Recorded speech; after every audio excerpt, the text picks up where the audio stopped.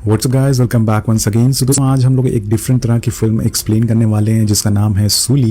ये काफ़ी बेहतरीन अमेजिंग कहानी है। वेल, इस मूवी को एक्सप्लेन करने से पहले मैं आपको बता दूं कि हमने एक नया चैनल स्टार्ट किया है वेब सीरीज़ एक्सप्लेन करने के लिए। तो अगर आपको वेब सीरीज़ देखने में इंटरेस्ट आता है तो डेफिनेटली जाके हमारे चैनल को सब्सक्राइब कर सकते हैं, जिसका लिंक नीचे डिस्क्रिप्शन में है।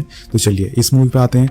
और सबसे इंपॉर्टेंट चीज़ है इस पूरी फिल्म की कि ये कहानी एक सच्ची घटना पर आधारित है। तो चलिए मूवी की शुरुआत करते हैं। मूवी शुरू होती है और हमें एक अमेरिकन एयरलाइंस का जहाज दिखाया जाता है जो कि हडसन नदी के ऊपर से उड़ रहा होता है।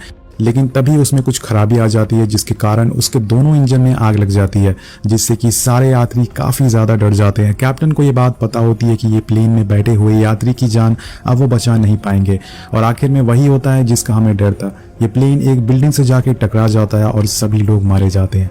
लेकिन दोस्तों, तभी हम देखते हैं कि ये सिर्फ कैप्टन का एक सपना होता है जो कि अब टूट चुका है। वेल, अब इस सीन के बाद हम एक रनवे को देखते हैं जहां पे एक यूएस एयरवेज का जहाज उड़ान भरने के लिए तैयार हो रहा है।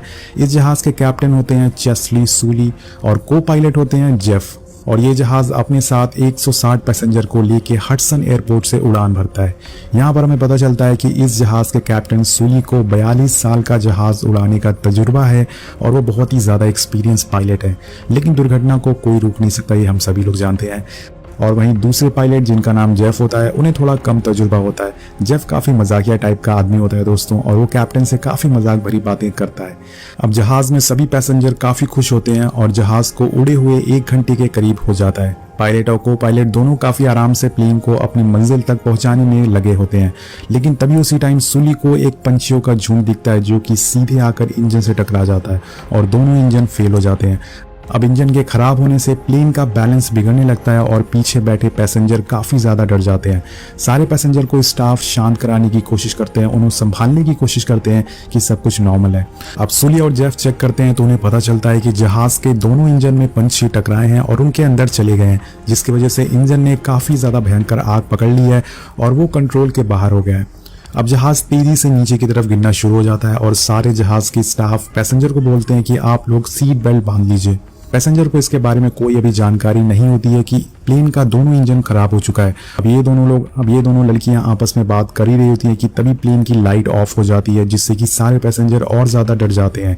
इस प्लेन को बचाने के लिए कैप्टन सूली एविएशन कंट्रोल रूम में संपर्क करते हैं और उन्हें बताते हैं कि हमारे जहाज एक पंछी के झुंड से टकरा गया है और हमने दोनों इंजन को खो दिया है, हमें वापस आना होगा।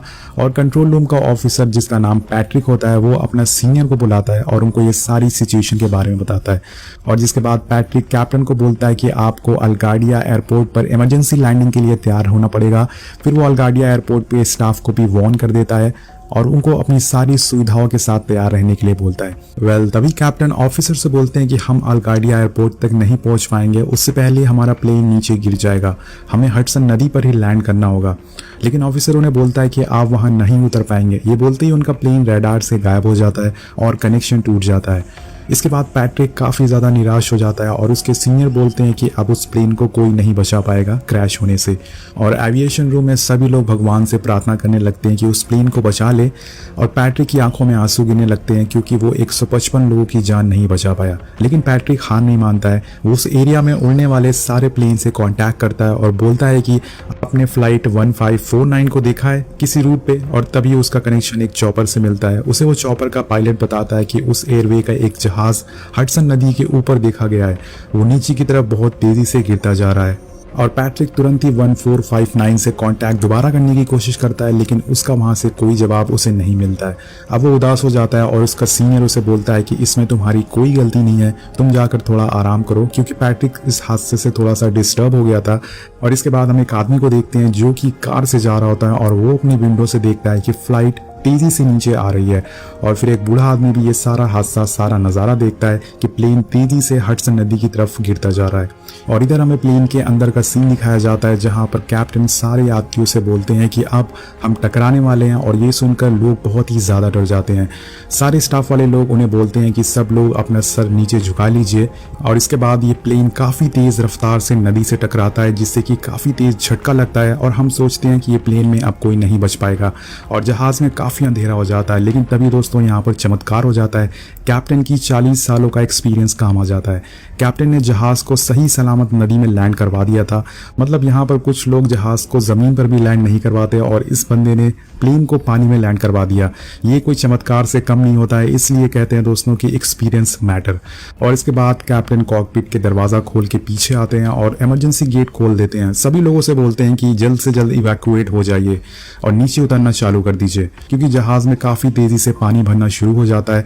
और इसके बाद सभी लोगों को लाइफ सेविंग जैकेट दिया जाता है, जिससे कि वो उसे पहन के नीचे उतरना चालू हो जाते हैं। क्योंकि नदी का पानी बहुत ही ज़्यादा ठंडा होता है, इसलिए कुछ बूढ़े लोग नदी में नहीं उतरना चाहते हैं, जिससे कि उनको लाइफ जैकेट दे के थोड़ा उनको गर्म रखा जा सके और उनकी जान बचाई जा सके।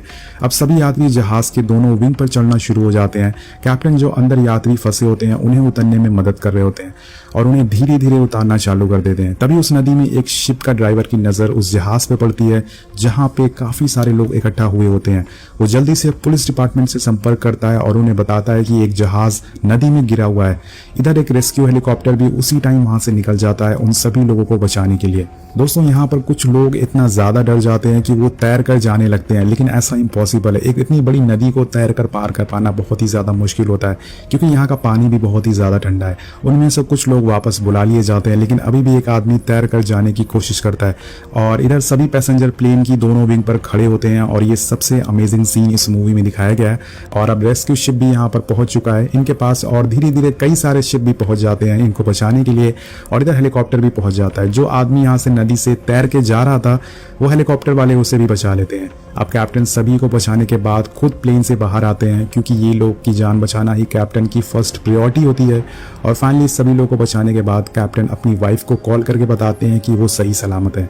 पहले तो उनकी वाइफ को पता नहीं होता कि एक्चुअल में हुआ क्या है, और जब वो न्यूज़ खोल के देखती है तो उन्हें पता चलता है कि उनका प्लेन क्रैश हो गया है पानी में। और ये सुनकर वो पूरी तरह से शॉक हो जाती हैं।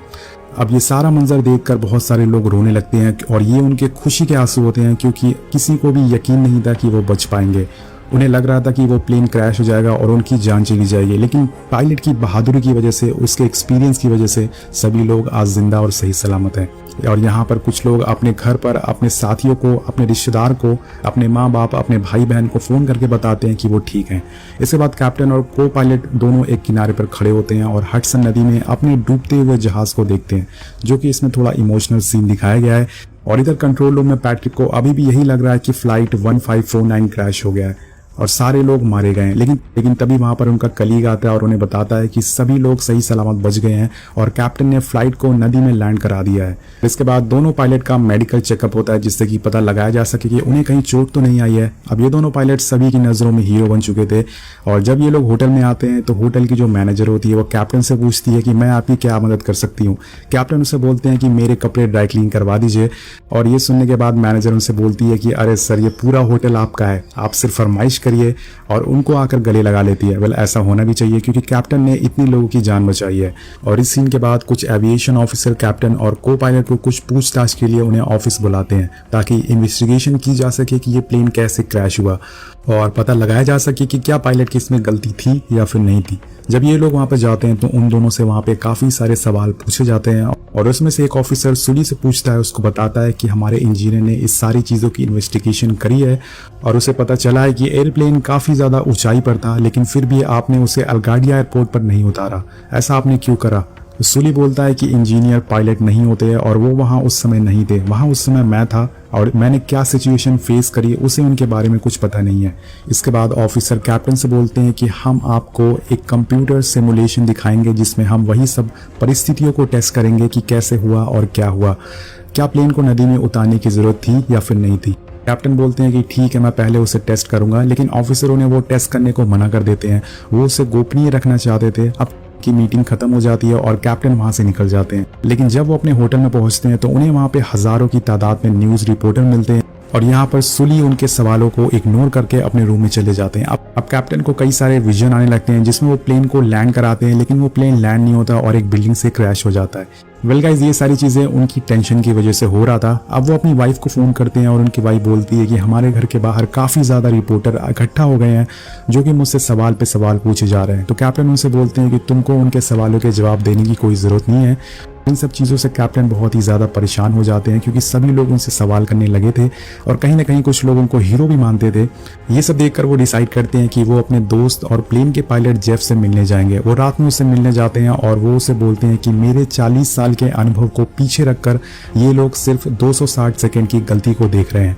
अब सुली बोलते हैं कि उन लोगों को इस चीज़ का बिल्कुल अंदाज़ा नहीं है। अगर मैंने पानी की जगह प्लेन को ज़मीन में उतारा होता तो एक भी लोग की जान नहीं बच पाती। इसके बाद सुली एक रिपोर्टर को इंटरव्यू दे रहे होते हैं और रिपोर्टर उनसे पूछती है कि आपको कितने सालों का एक्सपीरियंस है विमान को उड़ाने का। सुली बताते हैं कि मुझे 42 सालों का एक्सपीरियंस है और यही मेरा जीवन है। कैप्टन यहाँ पर बात करते करते वो अपने यंग डेज में चले जाते हैं जहाँ पर वो छोटे होते हैं और विमान को उड़ा रहे थे। उनकी अच्छी उड़ान को देखकर उनके गुरु काफ़ी उनकी तारीफ करते हैं और खुश होते हैं। और इसके बाद हम देखते हैं कि जेफ और सुली को दोबारा बुलाया जाता है पूछताछ करने के लिए और उनसे फिर से दोबारा वही सारे सवाल पूछे जाते हैं जिनसे ये लोग नाराज हो जाते हैं।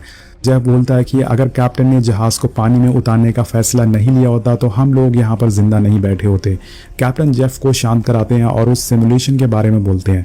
वो बोलते हैं कि उसे चेक करना चाहते हैं वो, लेकिन वहाँ पर एक लेडी ऑफिसर बोलती है कि हमें उस सिमुलेशन को अभी गोपनीय रखना पड़ेगा क्योंकि हमारी मीडिया में काफ़ी बदनामी हो चुकी है और वो नहीं चाहते कि उनकी और ज़्यादा बदनामी हो। वो लेडी ऑफिसर बताती है कि अभी प्लेन का एक इंजन पानी में है और जब तक वो नहीं निकल जाता हम उसकी इंस्पेक्शन नहीं कर सकते। जब हम दूसरा इंजन निकाल लेंगे और हमें पता चल जाएगा कि वो ख़राब था या नहीं, तब हम इस बात के नतीजे पर पहुँच पाएंगे कि आपकी इसमें गलती थी या फिर नहीं थी। और इसके बाद वो दिन आ जाता है जब इन लोगों की सुनवाई की तारीख आ जाती है। वो सिमुलेशन भी रेडी कर लिया जाता है। कैप्टन सुली और जेफ दोनों लोग को डिपार्टमेंट और ट्रांसपोर्टेशन के हेडक्वार्टर पहुंच जाते हैं जहां पे काफ़ी सारे लोग बैठे होते हैं। ये सभी लोग एविएशन कंट्रोल रूम के होते हैं या फिर इनके सीनियर ऑफिसर भी होते हैं। वहां पर बैठी एक लेडी ऑफिसर बोलती है कि पायलट कैबिन की वॉइस रिकॉर्डिंग सुनने से पहले हम लोग एक बार उस दुर्घटना का सिमुलेशन में देखना चाहेंगे वो कैसे हुआ। इसके बाद अब वो लोग सिमुलेशन को स्टार्ट होता है। दोस्तों, ये सिमुलेशन दिखाने का एक ही मतलब होता है कि अगर कैप्टन ने प्लेन को वापस रनवे पर लैंड किया होता तो क्या वो सही सलामत लैंड हो पाते या फिर प्लेन क्रैश हो जाता। ये सारे सिमुलेशन एक कंप्यूटर के कैलकुलेशन के जरिए किया जा रहा था। फाइनली वो सिमुलेशन स्टार्ट किया जाता है जिसके बाद सभी पंछी आके उस प्लेन से टकराते हैं और जैसे जैसे वो इंसिडेंट हुआ था वैसे वैसे हर चीज़ की जाती है, लेकिन लास्ट में वो प्लेन सही तरह से लैंडिंग एयरपोर्ट पे कर लेता है। सो अगर हम सिमुलेशन को फॉलो करें तो इसमें कैप्टन की गलती थी। वो चाहते तो प्लेन को लैंड करवा सकते थे सही सलामत। और इसके बाद दूसरे सिमुलेशन को भी शुरू किया जाता है जिसमें कि प्लेन सही सलामत रनवे पे वापस आ जाता है। अब ये देखकर वहां पर बैठे लोग सोच में पड़ जाते हैं और फिर एक ऑफिसर बोलता है कि कैप्टन से कि हमें आपसे ऐसी उम्मीद नहीं थी। लेकिन कैप्टन उसे समझाते हैं, उसे बोलते हैं कि ये सिमुलेशन गलत है। ये सिर्फ एक कंप्यूटर है जिन्हें 2 लोग चला रहे हैं, जिन्हें असली प्लेन उड़ाने का जरा भी एक्सपीरियंस नहीं है। इनके अंदर मानव जाति का कोई डर नहीं दिखता। इन लोगों के पीछे कोई भी पैसेंजर नहीं बैठा है तो उनकी जान कैसे बचा जाए इन लोगों को सिमुलेशन के जरिए पता नहीं लग सकता। इन लोगों को सिर्फ ऑर्डर दिया गया है कि वापस आ जाओ और इन्हें डिसीजन लेने का भी टाइम नहीं दिया गया है।